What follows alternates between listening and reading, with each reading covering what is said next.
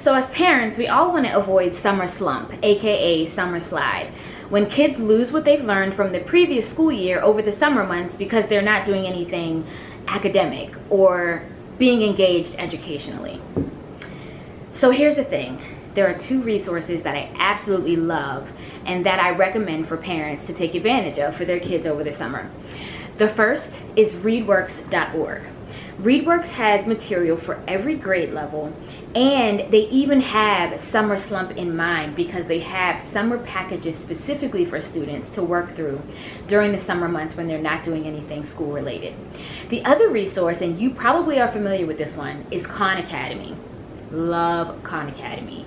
It's free, and so is ReadWorks actually. Khan Academy is math. Again, it has all of the grade levels, it has material for everyone, and you can take advantage of some fun activities. Your kids can get on there and find some things that are super engaging and learn so that they're not losing and not regressing over the summer months.